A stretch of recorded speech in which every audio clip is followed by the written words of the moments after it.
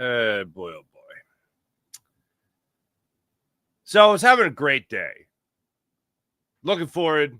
Eagles tease the mic'd up from the Super Bowl. They're mic'd up, not the NFL's mic'd up, but they're self-produced. NFL, mic'd up. Eagles are mic'd up from the Super Bowl. Looking forward to seeing that. Aaron Nola was great in spring training yesterday. Castellanos hit a home run. Kepler hit a home run. Feeling good vibes. And then the news comes out about Darius Slay. Just saying one dumb thing after another. And it didn't ruin my day by any means, but it was like, well, why all the good vibes? Why all the good vibes? And then Darius Slay's got to bring in the negative stuff. And I hate rewarding stuff like this with attention, but I know people want to see Darius Slay come back. Not a lot of people right now, but I know previously people were like, leave the door open. And we had talked about it throughout the week, how when Adam Schefter tweeted that Darius Slay was getting released, we were all like, yeah, that's pretty much what we all expected. Slay himself even said in his locker that this was the way it was going to go, which is fine. But then people were like, maybe he's still going to be coming back with the Eagles. And I didn't close the door, but I certainly didn't think it was going to happen. Then Slay talked about how he would be open to coming back to Philadelphia, which I thought was interesting, considering I thought he'd be after his last biggest bag as possible in what would be, self-admittedly, his last year in the NFL. So I kind of swung it back to, maybe he does come back here to Philadelphia.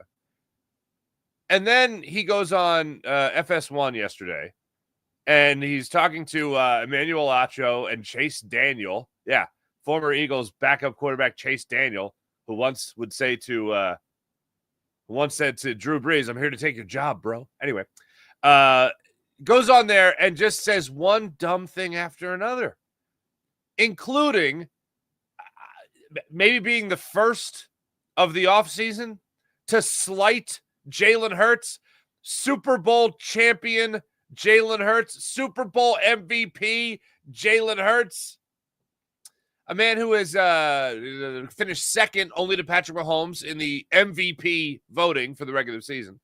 A guy who now has a Super Bowl MVP, Super Bowl championship, and pretty much does nothing but win at the NFL level. Not elite. Not elite. I'll give you his list if you haven't gotten it already. Also, there's one thing that I don't have as much of a problem with, and I know Chauncey Gardner-Johnson jumped to his own defense first saying he wasn't talking about Darius Slay, that he was definitely talking about Darius Slay. And it had to do with the Reed Blankenship comment. I felt like he looks at Chauncey Gardner-Johnson as a veteran, not a young up-and-coming player. I feel like he looks at Quentin Mitchell and Cooper DeJean and Reed Blankenship as future players that'll be here for like 10 years. I don't think he looks at Chauncey Gardner-Johnson as a guy that's going to be here for 10 years. So when he talks about a veteran presence, or he talks about a leader that Reed Blankenship is, my take on it, context included, was he was talking about like the foreseeable future with the Philadelphia Eagles. That's why he mentioned Reed Blankenship and not so much Chauncey Gardner-Johnson. I think context is important there. But I think CJGJ is right to still say, hey, I'm not old by any means. Like, I could be around here for a long time.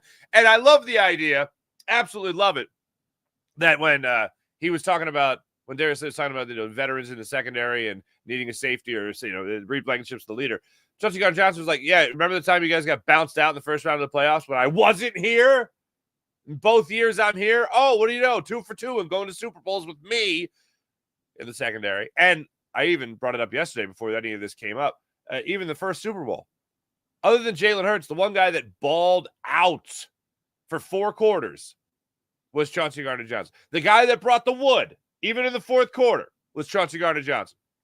So I love me some CJGJ, okay?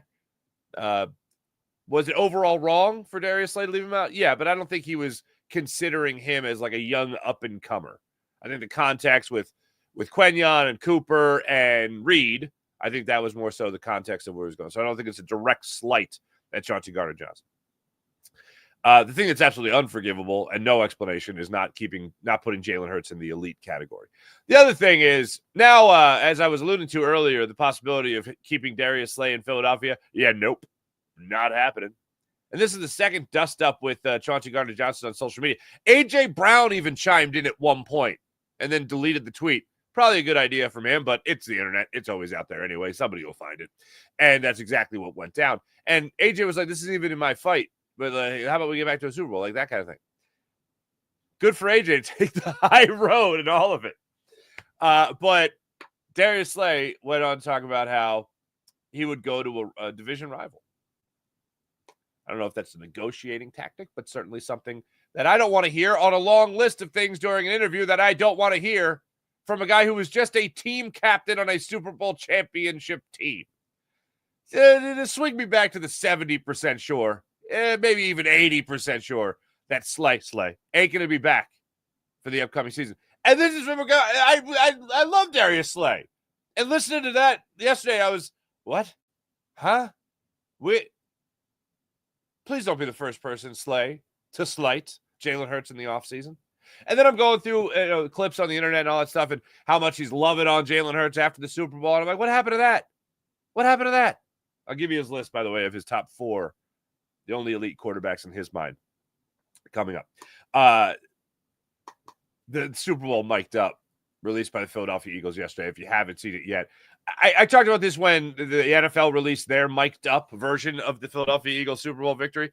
And I was like, do I say spoilers? Like, you know who won, all right? So that's not a spoiler.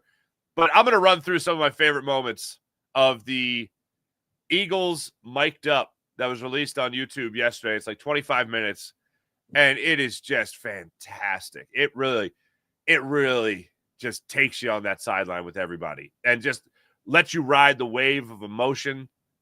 There was one part that I thought everything we had heard from Jalen Hurts, everything we had seen from Jalen Hurts, summed up Jalen Hurts to the best possible way you could do it. Just always looking to go out there and make a play, always being focused, always being a leader, all that. There was one part that of NFL mic'd up, Eagles mic'd up, Super Bowl champions, that made me go, oh, damn, that is the essence of taking nothing for granted. So we'll get into that. Flyers got destroyed by the Winnipeg Jets yesterday, unfortunately. It was not another win over the best team in hockey, but, whatever. We'll talk about Aaron Nola down there in Clearwater, Florida, for the Phillies against the Tampa Bay Rays yesterday. He was magical. And this is where in spring training, these are the rules you got to follow for spring training. If the Phillies perform well, then they're going to be incredible.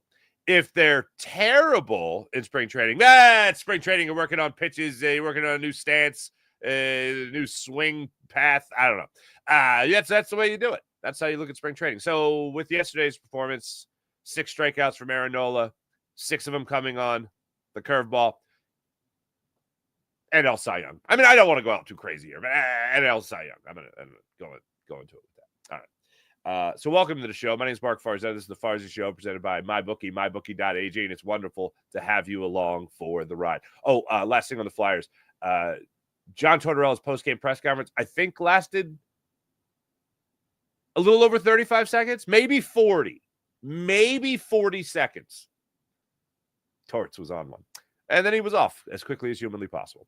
Let's get into it. First off, does the Darius Slay stuff affect your opinion on whether or not at all, does it affect your opinion that the Eagles should bring him back for yet another year in Philadelphia? Because I think if you're pissing off another teammate, look, I was already not re-signing him. He played well this year, but 34 years old, be 35 in the playoffs next year. Was breaking down throughout the year. It felt like every time you looked over him before the playoffs, he was taking care of a knee injury that just kept getting re-aggravated. I'm good. I'm good. And I think when Howie Roseman talked about, and I've talked about this really ever since the draft, when he talked, or the combine, ever since Howie Roseman said he got to take away from one position to pay other positions, and if you want to bring people back, you got to make hard decisions.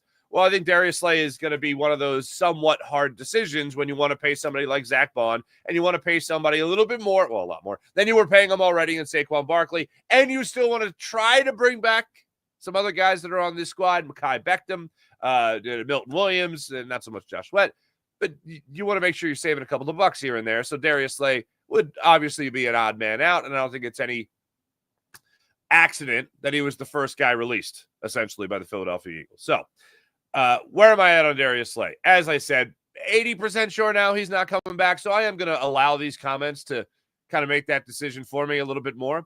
And once you say that you'll sign somewhere else, you'd be open to sign somewhere else. Yeah, that only reiterates what you originally told us, 2 months ago? That as much as you love Philadelphia, you realize it's probably going to be your last year in Philadelphia. Then let's move on to Jalen Hurts. Because Jalen Hurts, I don't know if you remember or not, but Jalen Hurts just won a Super Bowl with the Philadelphia Eagles. And this is him after the game. All smiles, Super Bowl champion hat, Super Bowl champion t-shirt. You know what that looks like to me? That looks like an elite quarterback, kids. Darius Slay, when he was on FS1 yesterday, did not include Jalen Hurts in his elite category. Now, I was going to lose my damn mind if he mentioned Justin Herbert, because as I told you guys, I'm going to lose my damn mind if there's another list that comes out that has Justin Herbert above Jalen Hurts. I'll lose my damn. That's the one quarterback I look at and go, really? Really? Like Josh Allen's a really good quarterback. Just one MVP. Lamar Jackson's got 2 MVPs. Patrick Mahomes is Patrick Mahomes, but he's also now the guy that just lost to Jalen Hurts in the Super Bowl. Joe Burrow. Really? We're still on the Joe Burrow kick? I thought they were comparable before this year. Joe Burrow had been to a Super Bowl. Joe Burrow lost the Super Bowl. Jalen Hurts had been to a Super Bowl. Jalen Hurts lost the Super Bowl. Jalen Hurts performed better than Joe Burrow in their Super Bowl losses, unfortunately. I think that these 4 players, Joe Burrow, Patrick Mahomes, Lamar Jackson, and Josh Allen, are phenomenal quarterbacks. They're wonderful quarterbacks. The only person that even has a conversation about whether or not they could be there with Jalen Hurts is Patrick Mahomes going into this upcoming season. Because Patrick Mahomes does have a history. I know he just got spanked by this Eagles defensive line. I know he just got spanked, their defense, by this Philadelphia Eagles offense. And Patrick Mahomes got outperformed by Jalen Hurts in another Super Bowl. Unfortunately, the first one ended with Jalen Hurts keeping the main thing, Patrick Mahomes keeping the main thing, which was winning. And Jalen Hurts, unfortunately, walking off the field with the famous screen grab shot of him, or the screenshot of him walking off the field in the Chiefs confetti. That's a good list of quarterbacks there. But to not have the guy you just sat next to doing the media circuit after the Super Bowl, to not have Jalen Hurts included. Jalen Hurts is the only quarterback that wins the Super Bowl and gets more slight. Jalen Hurts is the only quarterback that gets slighted for scoring touchdowns. Well, with the toothpick, it wasn't a pass. Shut up. He's scoring touchdowns. I think everyone needs to take a piece of advice from Jalen Hurts and keep the main thing. Are they scoring touchdowns on the drive? Okay. Him scoring touchdowns, does it have anything to do with how they're scoring the touchdown? Yeah, it absolutely does. When you can squat 600 pounds, it helps you get through that line of scrimmage into the end zone. How did they score their first touchdown of the Super Bowl? The tush push. Jalen Hurts is a big part of that tush push. Jalen Hurts' ability to be a quarterback, both physically, both mentally, is pretty superior to most. To not include him in any elite conversation is dumb assery. And I'll go to one more visual aid, people. One more visual aid. Should Jalen Hurts be, should Jalen Hurts be considered an elite quarterback? Let me think.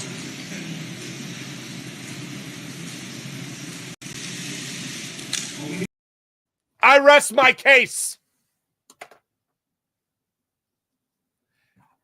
Look, watching the mic'd up yesterday again, reliving the moments and just thinking about Saquon Barkley still having like 25 carries in that game, 26, 27 touches, I forget what it was. But knowing that he was taking a beating and averaging like 2 yards per carry, you can look at the numbers and be like, well, he was a non-factor. Oh, the hell with that. He was an absolute factor. And everything. The biggest point the Jalen Hurts haters had was, I have this terrible fear that Jalen Hurts is going to cost them a Super Bowl where they're going to stop Saquon Barkley and Jalen Hurts isn't going to be able to perform. He's not going to be able to make the throws. He made the throws. They stopped Saquon Barkley. And Jalen Hurts made the throws. to the tune of being the MVP of the game. Josh Sweat should have been the MVP. Really? You're putting touchdowns in the same category. So Jalen has 3 touchdowns. The other guy, Josh Sweat, with 2.5 sacks. So those are equal? I don't think so. Touchdowns are the main thing. Let's keep the main thing the main thing. I am going to lose my mind as we go through this offseason. And you know what's going to happen. People are going to pull the Micah Parsons. Not this Micah Parsons. Take away the scoreboard. But the other Micah Parsons, the Micah Parsons that a couple years ago talked about, is it Hurts or is it the team? And I have no doubt that Jalen Hurts has a superior team than anybody else in the NFL. He is in a phenomenal situation. And if I was a hater, I'd be pointing to that. But unfortunately, I don't practice the haterism. I practice realism. And the real situation is that this is the team Jalen Hurts is on. And oh, look, Jalen Hurts isn't holding this team back. And oh, look, when Jalen Hurts was needed by his team in the biggest possible game you could play in the NFL, the Super Bowl, he was the most valuable player on the football field. That's the only test I need him to pass. And he passed it with flying colors. Passed it with flying colors. And speaking of realism, people always talk, and I've mentioned how Jalen Hurts in the first Super Bowl that he played in, I say first because he's played in 2 now.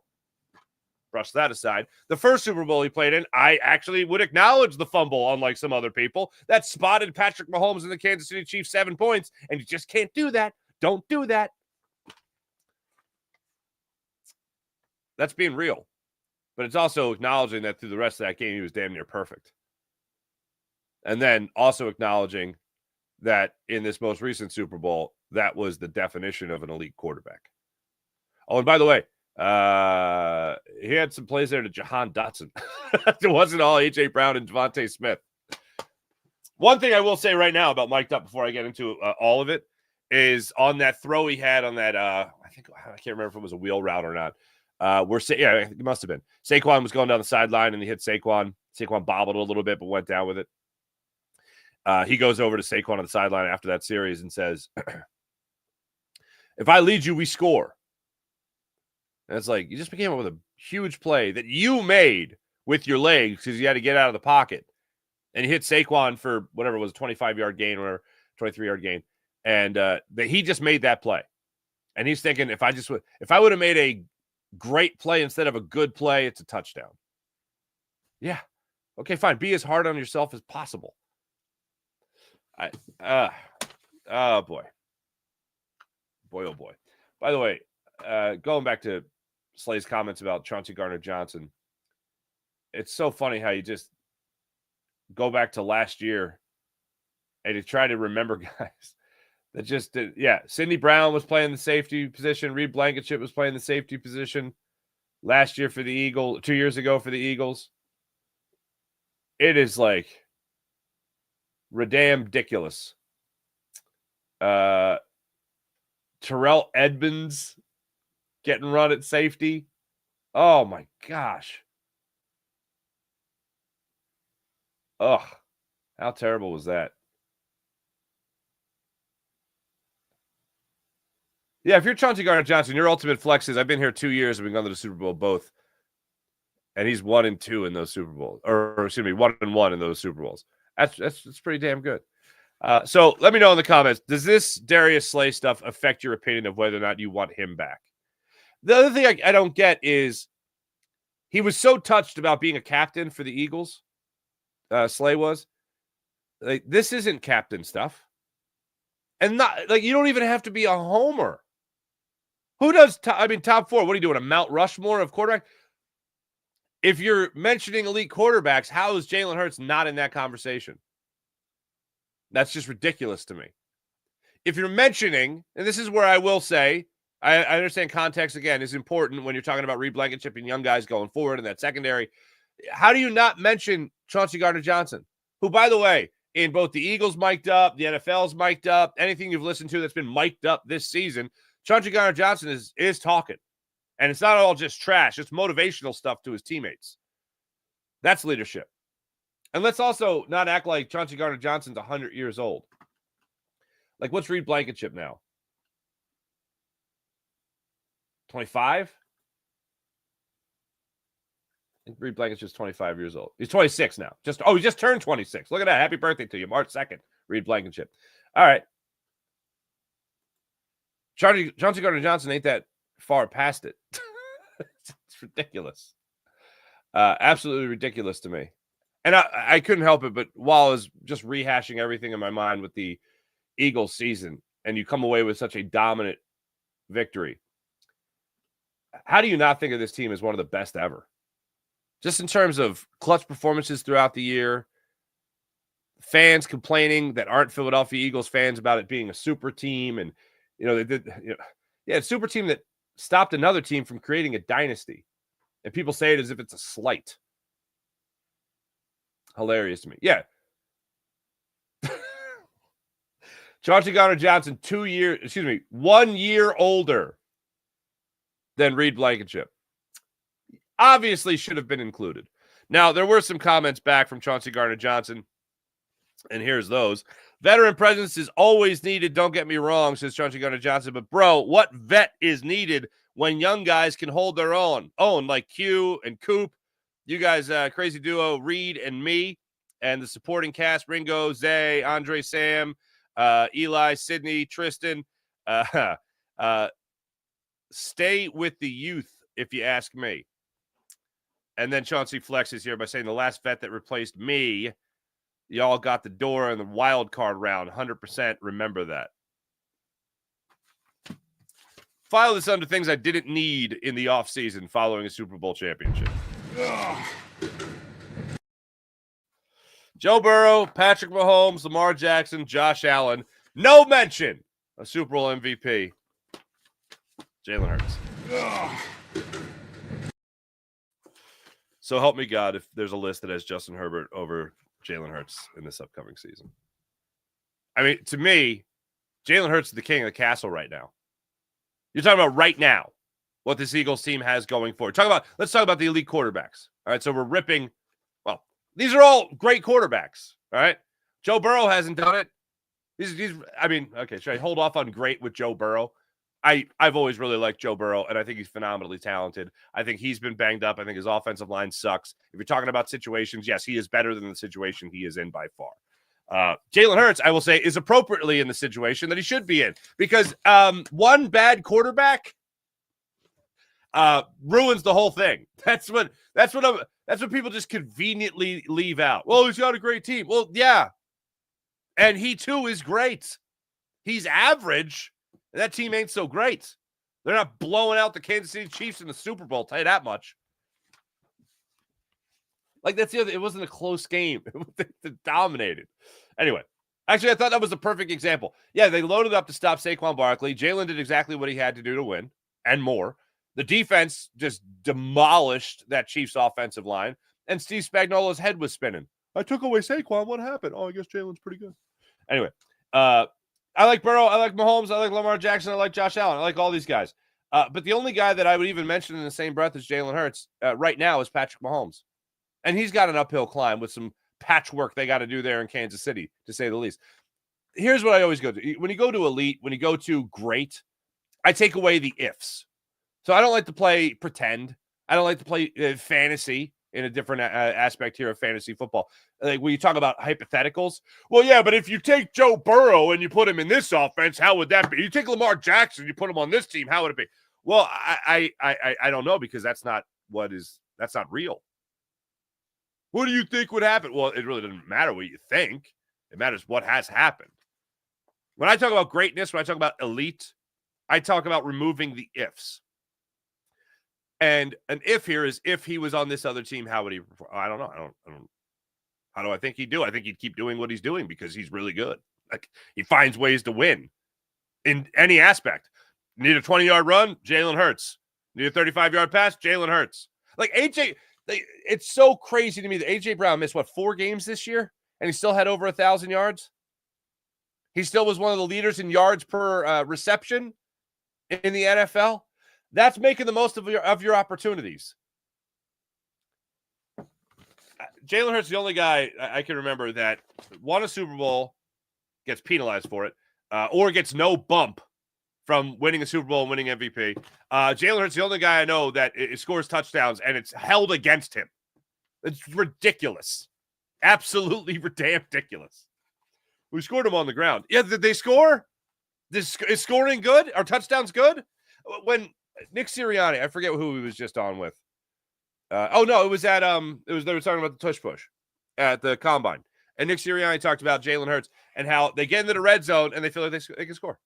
So many teams try to run these different plays in the red zone because they don't have as good a play that the Eagles run. And if they try to run it, they don't run it as well as the Eagles. And a big part of that is Jalen Hurts. It kind of helps when you're trying to get through an offensive and defensive line on the 1 yard line. It kind of helps if you have phenomenal physical abilities, like being able to squat 600 pounds. But yeah, Jalen Hurts sucks. I mean, what am I saying here? To just win a Super Bowl with that guy and to not mention him in the elite category. Bonkers. Absolute bonkers. I'll say it again. Just dumb. I like Darius Slay, but damn, that's dumb. That's a long list of dumb stuff from Slay. All right. On to something a lot more fun to talk about. If you haven't watched the 76ers lately, you're missing a good time. No, I'm kidding. All right. If you haven't watched the mic'd up Eagles version of the Super Bowl victory over the Chiefs, yeah, it's been out for, I don't even know how many hours, 12 hours now. Such a good time. It still gives you chills to hear Merrill's voice all over it. Oh, it's amazing. The anticipation. One of the things they did at the very first thing they did was just Sirianni checking his headset to make sure everybody can hear him. Offense, can you hear me? Defense, can you hear me? He's checking up with the booth, you know. It's cool. It just sets the table for like what's about to come. They did a great job doing that. They come off the field after the pass interference call on A.J. Brown. Everybody's cool. Saquon Barkley yelling at everybody like, stay right here. We're good. We're good. We're good. Absolutely love that. When Jalen Hurts would go off the field, he'd say to Jalen Carter, like, go get me that ball back. You know, just little things like that. The Jalen's passing, 2 ships passing in the night. The camaraderie on this team has blown me away all season long. And then you really see it in this video movie. I don't even know what you want to call it. But it's incredible. Bond telling Nolan Smith that he got to hunt his ass down, hunt Patrick Mahomes down when he gets outside the pocket. That's exactly what Jalen Hunt is doing. It's exactly what Nolan Smith is doing in that game. At the point that Hurts gets sacked, there's before the penalty on the Chiefs late in the first quarter, I think it was, Bond is seen jumping off the bench, grabbing his helmet to like go to work, and then they announce the penalty on the Chiefs to keep the drive going for the Eagles. And Zach Bond just kind of raises his eyebrows and goes like, all right, guess I don't need me yet, and puts his helmet down. But that moment, you could just tell he was ready to pounce. He's like, all right, time to go back to work. Let's do it. Penalty on the Chiefs. All right, damn it, I'll get back out there later. Sirianni, what I didn't catch, this is one of the things that wasn't on the NFL mic'd up, but was on the Eagles. They showed Sirianni on NFL mic'd up counting the sacks. But what they didn't show was the first sack. He like slaps Brandon Graham in the head and just goes, that's one. And I have to be, because Lane Johnson mentioned it in the to the team the night before the Super Bowl. Hey, remember the last time we played this team in a Super Bowl? Their offensive line had 0 on their shirts for 0 sacks. So that had to be present in mind for Nick Sirianni to go over to BG, slap him on his helmet, and just be like, that's one. And then every other one, that's 2. I'm like, he's not going to hit BG on every sack, is he? But as he's counting them on the sideline, it's fantastic. Nakobe Dean was very vocal on the sidelines, addressing the team right before the game, revving them up, getting them going for it, yelling on the sideline throughout the game, we're the best in the business, stuff like that. It was just awesome to see a player who wasn't playing because of injury, but a player that played so well throughout the season to still be present with the team to get him going. There's one point after the Cooper DeJean interception and pretty much everything you saw there, you saw on NFL Mic'd Up, but it was still cool to relive that moment. Zach Bond is just standing there casually on the sidelines. I think it was Nicholas Morrow. And he's standing there and he's just staring off into the Kansas City Chiefs sideline. And he just says, this team can't hang with us. This team can't hang with us. And the confidence at that point in the game, coupled with the focus that this team had going forward, because one of my major takeaways from NFL Mic'd Up versus this one was just how focused this team stayed. Pedal to the metal, not taking anything for granted the entire time. 17-0, 24-0, pick six, interception, cashing it in for a touchdown. Just stayed focused, pedal to the metal. Saquon Barkley, both versions of Mic'd Up. Stay here. Stay focused. Don't be fooled. Thought that was interesting. Don't be fooled by 17-0, 24-0. Don't be fooled by it. That's for everybody else. That's what Saquon's saying to the team throughout the game, with just utter domination by the Eagles. And Saquon's just like, it could all disappear in a second. I get a feeling that like Barkley, that Saquon Barkley, he said he watched the Eagles Super Bowl loss to the Chiefs I think he said he watched it on the plane. But he must have gone back and watched it because he was with everybody else and not taking anything for granted. It was like he was playing for the Eagles in that Super Bowl. Something I didn't catch before, I don't know if it was in the previous version or not, but Nicholas Morrow was the one who the Eagles had just signed. Nicholas Morrow was the one that said to Zach Bond, you're going to get yours. And Bond's like, oh, I'm going to get mine. And then he gets the interception. Barkley kept yelling, play like the score is 0-0. When they were reading A.J. Brown's not emotional intelligence, intelligence, I'm blanking on it now. When they're reading excellence, it's the book of excellence. What the hell is it? Someone will tell me in the chat. Internal excellence? They're reading it on the sideline, and they bring it over to A.J. Brown, and they start reading him a passage, and then Nick Sirianni comes over and he goes, hey, can you read me one of those passages? Eagles get the onside kick. Hurts goes over to Sirianni, and this is the part that I absolutely love. This is my favorite part of the whole thing. Jalen Hurts goes over to Nick Sirianni when Sirianni informs him that Kenny Pickett's going in the game. And or I guess it was Nussmeier that might have told him. Doug Nussmeier say, hey, Pickett's going in, because a lot of times it'll be the position coach that goes over and says that. And he must have gone over. That's when he got up and went over to Sirianni and said, "Are you sure? Are you sure?" And Nick Sirianni's like, "Yeah, I'm sure." He's like, "You're sure?" It's like 31-0 at this point. It's like, "Are you sure?" It's like, "I'm sure." And he was sure. Kenny Pickett goes in there. I wonder if part of it was Jalen Hurts. I thought for a second Jalen Hurts should have been on the field for the victory, taking the knee. But him on the sideline, I think, was so much better. Like, sure, it would be great to be there on the field for the Super Bowl victory, but he's broing out with Saquon Barkley. And you saw this before in the previous version, but it was in this one as well. Telling Saquon how valuable he was. You don't know what a difference you've made to this team. You were the difference. He's basically telling Saquon Barkley, in Philly, we always call it the Moses Malone. You're the Moses Malone. You're the guy that came in and was the difference maker to put us over the top.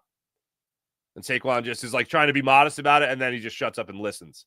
Takes in the moment. It's a beautiful moment between those two players. It's awesome. Devontae Smith getting teary-eyed over the Super Bowl victory in his hometown, and Jalen just letting him have that moment. Oh, my God. It was beautiful.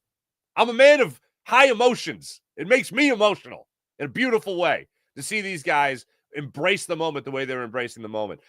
You didn't really see much between A.J. Brown and Jalen Hurts, as much as you saw in the NFL version of it, but it was still pretty cool. And then this was fantastic. I did not see this anywhere else. This is a big one. And it's one of the last things that you hear on Mic'd Up. We all love Jeff Stoutland. We all love how incredible Jeff Stoutland is, and he is. Jeff Stoutland, just before the final seconds tick off the clock, Jeff Stoutland seeks out Jalen Hurts He throws his arm around him and said, "You were right. You were right." And you just hear Jalen Hurts go, "Yeah." And Jalen Hurts knows exactly what he's talking about. And then Stoutland says, "You told me you'd put rings on my hands." And Jalen Hurts goes, "I'm glad you listened." That is incredible. I goosebumps watching it. Oh, it's so good. I'll be watching this stuff. Sixers suck. I'll watch this stuff for the next 6-7 months. I'll just, oh my God, I'll just dine on it. So awesome. Howie, of course, embracing Saquon is in it. It's interesting to watch that now, knowing that the contract extension was happening, or know that it happened, and then watch it in this context. It was awesome.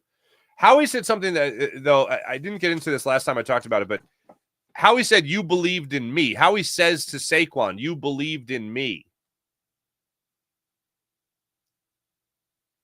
Okay. I guess Howie said, "I'm going to build this team. We're going to win the Super Bowl.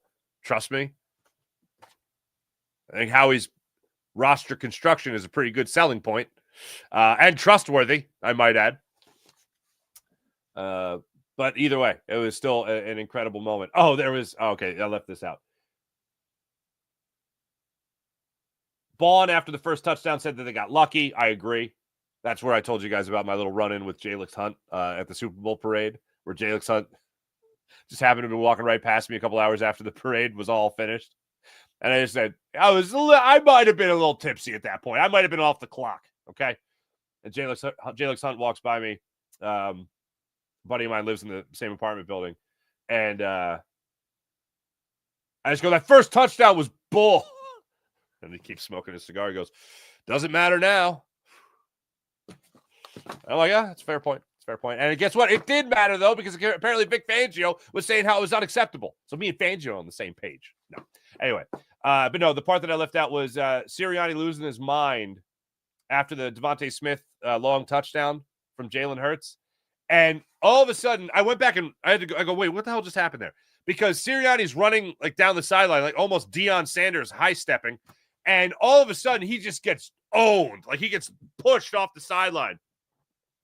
And I was like, "What, did he just bump into somebody? What the hell just happened there?" So I went back and I watched it. And Connor Barwin lays out Nick Sirianni when they're celebrating that touchdown from Devontae Smith. Just push it like a celebration, like push, like how about that? Sirianni goes flying onto the field. And it's like, damn. Connor Barwin still got that strength. He might be hipster skinny now, but he got that strength. But that, I can't believe I left that part out. That was an awesome part. But yeah, obviously you'll watch it if you haven't watched it already. It really does bring back all the great feelings. And here's how I watched it yesterday. I watched Eagles Mic'd Up Super Bowl Championship Edition. I watched it after I watched the Sixers get spanked by the Celtics. So the state of mind that I was in craved, I tell you, Eagles conversation. So it happened with Darius Slay making some dumb comments. Then I watched the Sixers. Then I did the postcast on Locked On Sports Philadelphia. And then went upstairs, poured myself a drink, sat back, and just relived the incredible moments of the Super Bowl. And, some people might be in the school of, move on, it's the Super Bowl's over, now it's about building the next one. Yeah, well, they just signed Saquon Barkley to an extension. They just brought back the number one priority of the offseason, which is Zach Bond. I'm gonna keep dining on the Super Bowl. I'm just gonna more Super Bowl. Thank you. Just gonna keep doing that for a while. Phillies will report. Phillies actually have their opener in 20 days. How about that? That kind of happened quick. Speaking of the number 20, there's only 20 games left in the 76ers season. And when I say only, I still feel like it's an eternity. So maybe I shouldn't say only. a couple of things we have to do on Locked On Sports Postcast now. A couple of segments that the bosses there and introduced there, where they want to do a player of the game, they want to do a turning point of the game, and they want to do what you'll be talking about tomorrow. Player of the game for me, I'm always going to give it to a Sixer. I can't ever give it to like a Celtic, for instance. Kelly Oubre, 27 points. Good for him.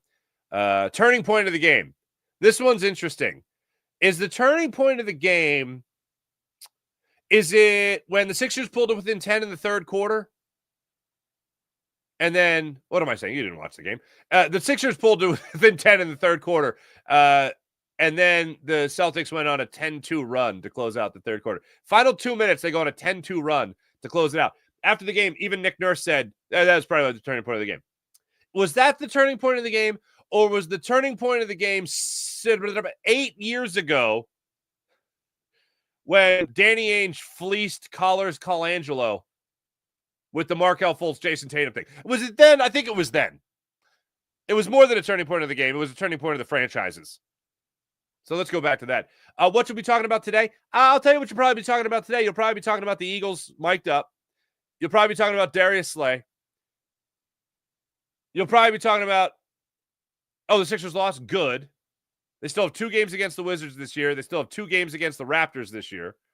Those teams are fighting with to be the worst in the NBA. They're not going to catch the Wizards. They might catch the Raptors. That's where we're at. That's where we're at with the Sixers. Anyway, Flyers lost last night. That sucks. Aaron Nola in spring training yesterday. Absolutely dominant. Curveball, thing of beauty. Knuckle curve was working fantastic for him yesterday.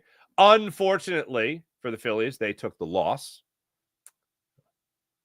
5-4 to the Tampa Bay Rays. In total, Aaron Nola went 3 innings, just 2 hits, 1 walk, and 6 strikeouts.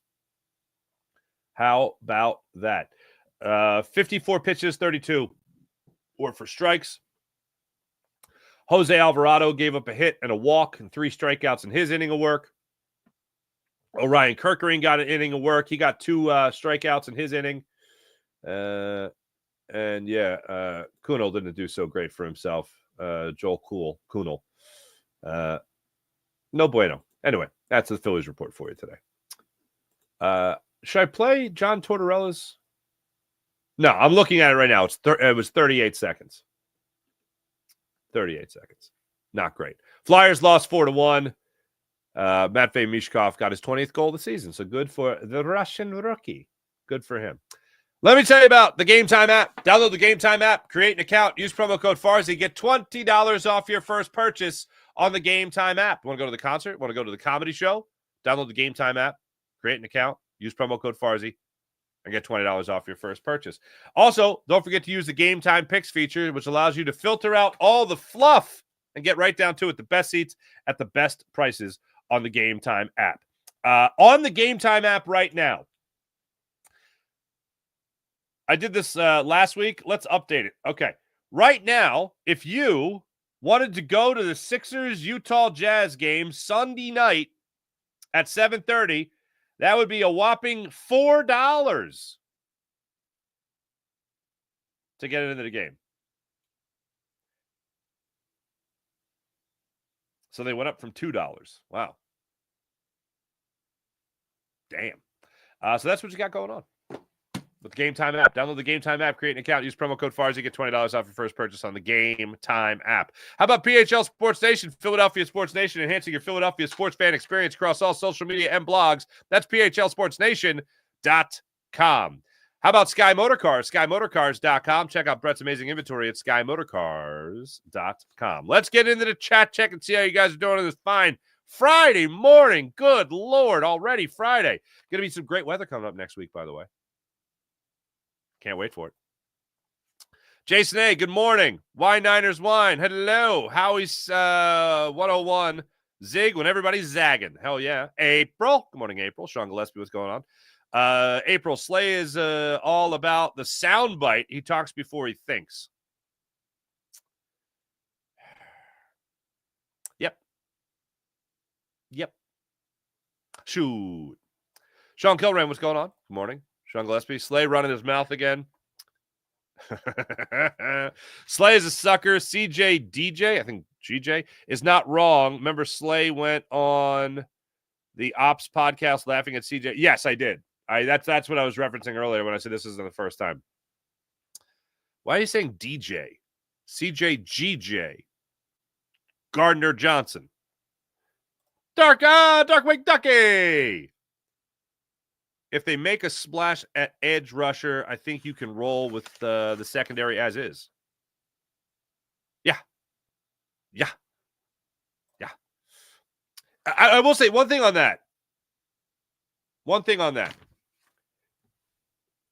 I know there's some conversation about Hassan Reddick potentially coming back to the Eagles. I think mostly with the departure, knowing that it was all about getting that new deal now, would Hassan Reddick have been the same distraction here in Philadelphia? Like, did Howie Roseman even foresee that and just get rid of him? Because the evidence would suggest yes, obviously. But if it was all about the money and not anything where Vic Fangio didn't like the player, where Howie was tired of the player, I don't know. If it was all about money and he can come back here on a decent deal, then hell yeah, I want to be all about that, bringing Hassan Reddick back. But I'm interested. I'm interested just to see. It probably was all about the money. It most likely was.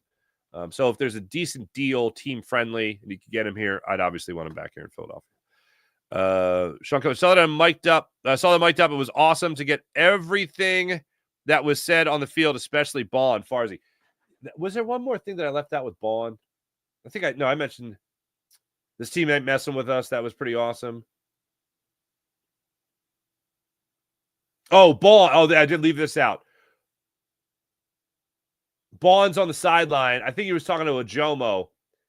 Bond says, I'm glad about Jalen Hurts. I'm glad that MFer is on our team.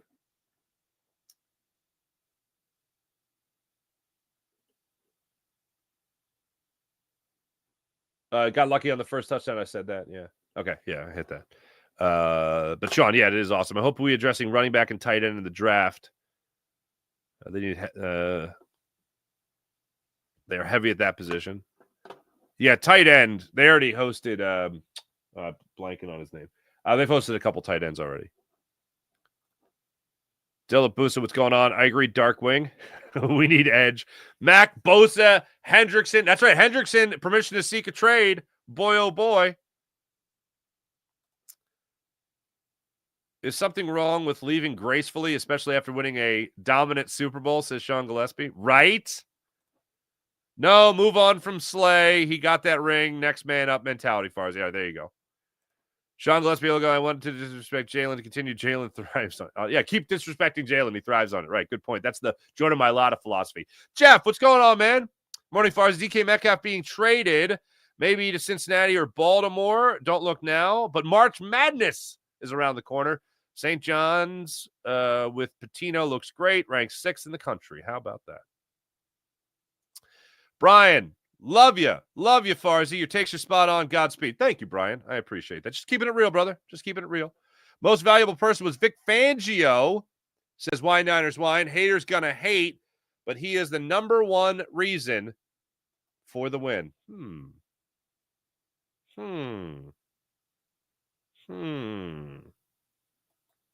know, it almost gets lost in this. Like his first NFL job with the first professional coaching job with the Philadelphia Stars. He's over at the Palladium crushing chicken wings, okay? Starts his career. And then here he is, a Super Bowl champion defensive coordinator. Absolutely love it. Absolutely love it. I played this yesterday, but it's worth another play. Yesterday, when we were talking about Zach Bond's deal, it made me go back to this quote from Vic Fangio when he was asked about what is it in Zach Bond, like how is this success? How is he able to have this much success here as opposed to his time in New Orleans? I don't know. It's when I evaluate players, there's no checkbox. Things you check off. You just watch the tape, watch the movement patterns, watch the player play, and Howie brought him up to me first, but he had a vision for him as a backup outside linebacker, special teams demon. And after I watched it, I said, no, I think he's an inside linebacker. And luckily, it hit. So that's still funny to me. Luckily, it hit. Oh, it hit. $51 million. One of the highest paid linebackers in the game, man. Pretty awesome. Don't want Slay back now, says Sean Gillespie. There you go. Dilip Farzi, what's your pick next year for NFC and AFC championship games? I couldn't tell you AFC, but right now, it's hard not to still pick the Chiefs. Like, could they be on the downswing? They certainly could. Look, I really like Joe Burrow as a quarterback. I always think he can lead them back, the Bengals, but they got a lot of things they got to correct, and it looks like people are jumping off that ship. The Bills are always a threat. I mean, would Chiefs Bills surprise anybody? No. The Eagles are the class of the NFC. The Eagles are the class of the NFC. And I've said this a number of times through the Super Bowl, so those that catch me regularly, I'm sorry to repeat this, but I have never regretted a take ever. But picking the Eagles to win a close Super Bowl game as opposed to what I was really feeling, which was a blowout, not picking that blowout, kicking myself for it. Eagles, right now, if I had to pick,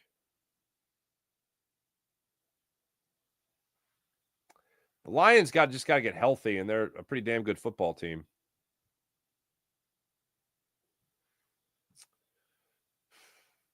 Do they come back with a vengeance? I'll just say the Lions. I'll say the Lions for now. Oh, one thing, Minnesota Vikings. I'll say this about the Minnesota Vikings. I was talking to a Vikings fan recently, believe it or not, and they were like, how do you feel about who was it? Oh, my God, it was my mailman. Yeah, he was like, I'm a Vikings fan. And I'm like, well, how'd that happen? And I've heard this from a couple of people. In Bethlehem, PA, for whatever reason, they would have like Vikings games on on more often than not. It was like a similar Cowboys thing, but not nearly the exposure nationwide. But anyway, this guy would watch it there, and he was a Vikings fan. And he said, what do you think about McCarthy? And I was like, well, here's what you got to be feeling. If you're a Vikings fan, you got to be feeling fantastic that Sam Darnold, a guy that's failed in multiple places in his NFL career, had so much success in just an all of a sudden thrust into the throes of starting and led that team into the playoffs. So if you're a, top pick like McCarthy, for instance, and you're going to get thrown into that again this upcoming season, you got to be feeling pretty good that another guy did it that failed in other systems, was able to have success in Minnesota. Young guy, goes through training camp. They drafted him specifically, for the reason to play with that team. You got to be feeling pretty good about what that offense could do in the upcoming season. Not saying NFC Championship by any means, but still saying they could be pretty good in the NFC. Jalen Hurts wanted to stay in the game and run up the score on the Chiefs in the Super Bowl. Jalen wanted to completely end KC. That was fantastic. Doughboy. The real Doughboy? What's happening? As a fan of Howie Roseman, should give Big Play Slay a 1-year deal so we can retire as an Eagle. It's more than right, but it's all business as well. Howie Roseman needs to use Bryce Huff to move up in the draft. Yeah, sure. Use him as a sweetener. If you can. I think he's not a sweetener. He's a bitter. I don't know. Oh, interesting. Jeff, top 3 quarterbacks ever. Who you got, Farzi? Montana, Brady, then Mahomes. Montana 4 for 4 Super Bowls. Never threw an interception in a Super Bowl. Love Montana. I mean, I watched the Kansas City Chief Joe Montana probably more than I watched the San Francisco 49er Joe Montana live and in action. I've gone back and watched plenty of Joe Montana. Love Joe Montana. But, I mean, forget about quarterback. Like, Tom Brady might be the greatest American athlete ever. The thing that's so amazing. Now, Montana won without Rice. He won 1 without Rice or 2 without? I think he won 1 without Rice. So obviously already a Super Bowl winning quarterback. But the thing that's so amazing about Tom Brady is that you think about the Patriots being made over and over and over again in his time there. And the only other consistent thing is Bill Belichick. You think about different coordinators he had, obviously different teammates he had, and just winning. Leaves, goes to Tampa Bay, win. Like, that's amazing. That's absolutely incredible. I put Brady at number 1. I have Montana at number 2. I don't know. I can't go number 3 right now, but those would be my top 2. Mahomes would probably be number 3. Jalen Hurts number 4. No, I'm kidding. All right. This is all time. This isn't right now, obviously. Don't worry, Jalen's taking notes, says April. I love it. Slay is mad because Hurts tore him apart in training camp. He's still got that one pick. No, Slay. Let's move on. Thank you, North. I pray that Howie can re-sign Becton, as do I. Although, I'm telling you again, if it came down to Milton Williams or Mekhi Becton, I'm taking Milton Williams. I want Milton Williams still on this team. Again, I've told you guys many times, I just feel, no, okay, you draft an offensive lineman, Jeff Stoutland's here. Pixie dust, you're an all-pro. Emotional intelligence. Sorry, that's not the name of the book. Inner excellence. Thank you, Dillip. That was the T-Bro. Inner excellence. Thank you.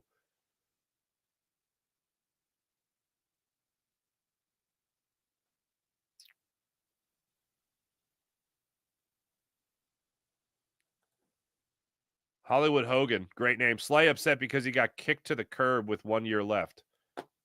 Maybe.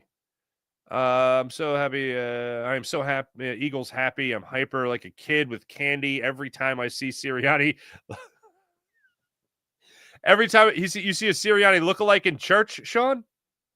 That's funny. William Magro, it was great. It was great. Raj, what's going on? Slay always put his foot in his mouth. Look the type of statements he makes with Parsons on the podcast. They're both ignorant.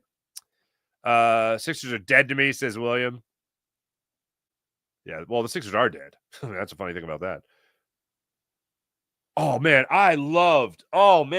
Reggie Miller last night during the game, because the game was on a national audience, because, you want the world to see how bad you are. He was leaning into the Sixers and like $800 million that they spent in the offseason for 3 guys that aren't playing. Now, Maxey, you shut your mouth. Not Maxey needs to shut his mouth. When you rip Maxey for the money, you shut your mouth, because Maxey ain't worth the rip. Doesn't deserve the rip. No rip for Maxey. But that's a lot of money, man. That's just sitting there on the bench. Also, Jared McCain was on the bench as well in Boston last night. SC Birds fan, 803. I like Ringo. He's a little tight-hipped. Yeah, okay. But he's got speed to make up for it. Swing those hips open, brother. Mingo called blowout. I did call Hurts MVP. I did say Hurts was going to be the MVP, but good for you.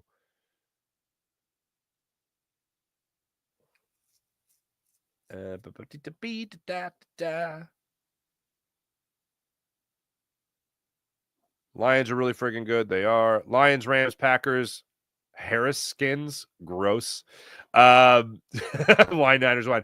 And Vikings all have a shot to make a championship game. Everyone else is rebuilding. Good luck in 2026. Montana was Brady before Brady. Absolutely. Can't put Montana above Brady, says Mangro and Slagger. Although there was the cheating, but if you ain't cheating, you ain't trying. And they did right. There's cheaters, and then there's people that aren't getting caught yet. That's the way I look at it. Thanks everybody in the chat. You guys are wonderful as per usual. Make sure you guys like and subscribe to the Farzy Show on the YouTube channel, Farzy Show. Make sure you guys do that. Make sure you like and subscribe to Jacob Media. Make sure you like and subscribe to Locked On Sports Philadelphia as well. My name is Mark Farzetta. Hey, have a wonderful weekend, everybody. I won't see you till Sunday. On Sunday, I got the 76ers postcast. After that game, there'll only be 19 games left in the year, so that's cool. Also, hey, I got the Philadelphia Wings game coming up tomorrow. Who do the Wings have tomorrow?